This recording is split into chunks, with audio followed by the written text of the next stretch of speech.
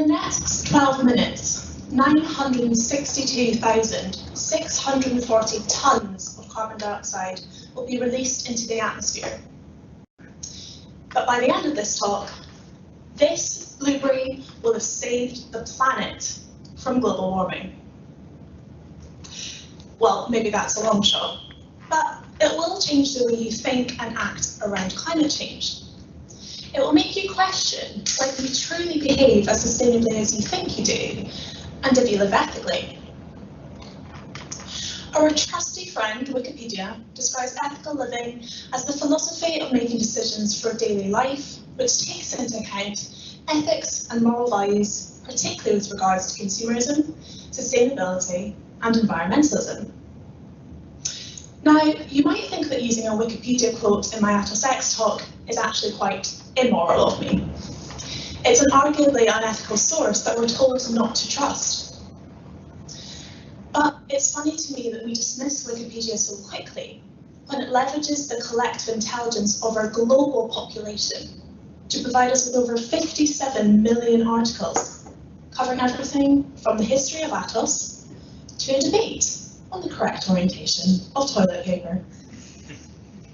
It's user-generated content like this that has formed the basis of social media, and off the back of it, influencing has become a recognised profession. And social media is brilliant for many reasons. It's empowered and equipped us to live digitally. It's given us a platform to present our story, our values, our interests. It inspires us with new ideas. It influences us. It's become a rapid vehicle for new trends. Who here recognises the term Lean in 15? Put your hands up. Okay, quite a lot of hands up. What about the body coach? Hands up. Okay, so blueberry up for grabs to whoever can tell me whose fitness franchise this belongs to. Shout out. Joe Wicks. Okay, thumbs up. Oh, he missed. But yes, well done, Hamza. You have been influenced. Joe Wicks, our nation's PE teacher, began his journey on social media around 10 years ago and has amassed over 10 million followers and built a hugely successful fitness empire. It's fitness and health influencers like Jill that helped reignite the superfood movement on social media.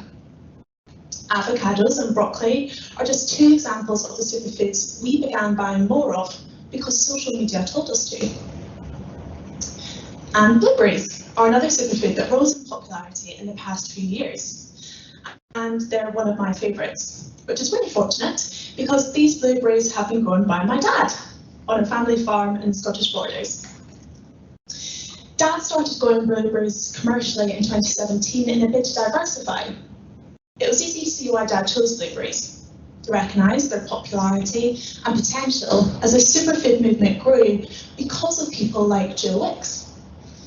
Just look at how our demand for blueberries is aligned to the rise of the superfood trend.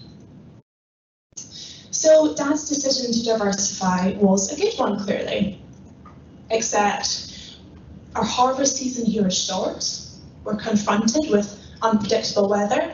It is Scotland after all. Not to mention the staff shortages that became ever more challenging through Brexit and COVID-19. It's hard to compete with the Americas, who grow the majority of the world's blueberries, while we grow less than 0.16%. While growers there have their challenges too, they're blessed with ideal climates and a crop they can harvest year-round. So when we go to the supermarket, we buy the blueberries that are the biggest or the cheapest. We don't often think about where they've been grown or if we're eating seasonally. We buy them because they're tasty, but also because Joe Wicks tells us to eat them for health and longevity. But what about the detrimental impact this has on our environment, or the British farmers who are trying to keep up with our constantly changing demands? Is that a sustainable or ethical solution? Well, let's look into this a bit more closely. Our blueberries are grown here in Scotland. They're picked and then get taken to Angus, where they're packaged and sent to the supermarket. That journey alone is around 130 miles away. It's a fairly similar process in Peru too. they're picked and then get taken to a distribution centre in the UK, a mere 6,000 miles away. Now, I've done some calculations and worked out that it takes just over 3 gallons of fuel to transport a ton of blueberries from our farm to our distribution centre. Conversely, it takes 217 gallons of fuel to fly 1 tonne from Peru to the UK. That's 72 times more fuel. And that's just one environmental aspect. There's still the punnets that require 3 types of plastic, the water required for irrigation.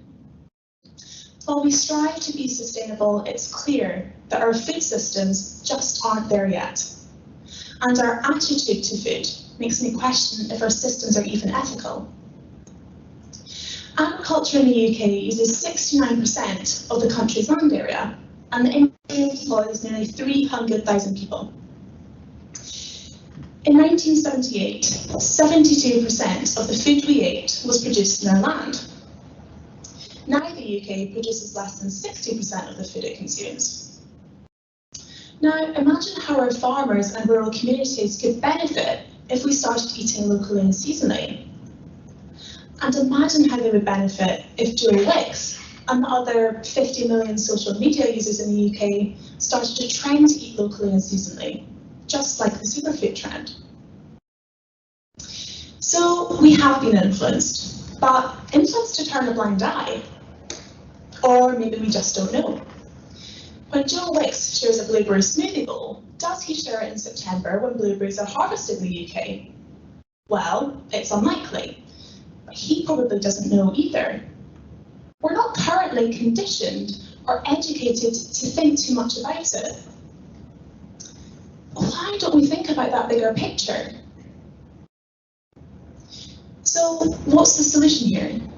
Do we need innovative technology to support ethical consumerism? Nature-based solutions to tackle environmental impact of our food systems? Well, yes, a bit of both.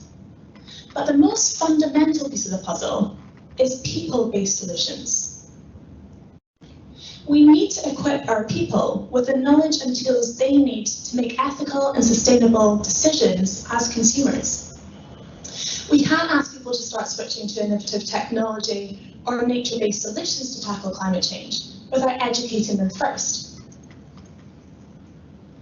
My digital dream is to start influencing others for good through the devices in our pockets that make digital accessible, through the innovative technology that make Atos digital experts, and through our expertise itself.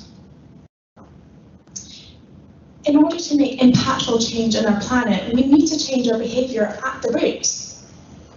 But how do we do it? Well, we educate, we implement, and we influence. As a vendor of decarbonisation technology, we at Atos need to ensure that we're providing our customers with the knowledge and understanding of decarbonisation, as well as the innovative technology itself. And we need to provide our customers with the tools they need to educate their own customers so that they too can influence and start making informative decisions. The second step to people-based solutions is to make innovative technology accessible to our citizens and their personal supply chains. Our customer base reaches every corner of our population, so we have the means to put climate action in the hands of the citizen. Take our superfood example. Let's work with our customers in the agriculture sector to implement Internet of Things technology so farmers know when their crops need more water. Let's drive automation during harvest so farmers are less reliant on manual labour when resources are scarce. Let's work with our customers in the energy and utilities industry to ensure that hauliers have the technology to support a fleet of electric vehicles. Let's use AI to forecast consumer demand with our FMCG clients to reduce waste. With a data-led approach, we can provide our customers with a carbon calculator, enabling them to include a product's carbon footprint on its packaging. Now, thanks to all of that technology, our consumers are equipped to make better decisions in the supermarket. They'll be hard-pressed to find a reason to choose these blueberries over these blueberries. Finally, we need to influence others on ethical and sustainable consumerism via a platform proven to be effective. Because influencing on social media does work. It's why brands often use high-profile users to promote their products. So for matters as important and critical as climate change in our economy, we need to ensure that our social media users have the knowledge and understanding of such matters so that they can then influence others.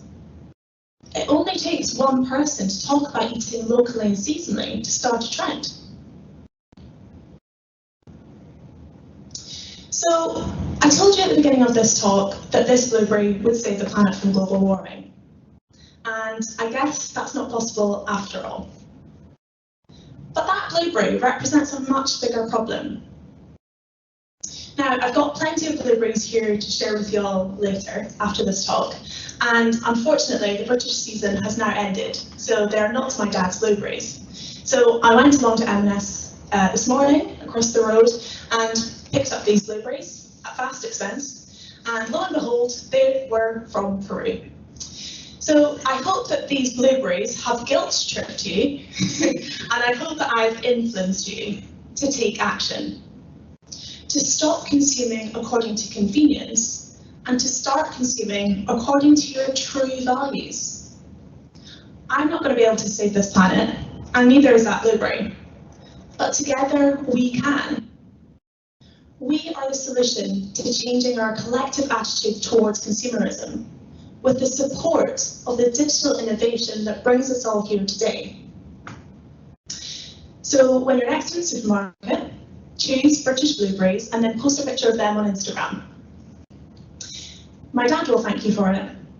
The farming industry will thank you for it. And perhaps most importantly, the planet will thank you for it. Thank you.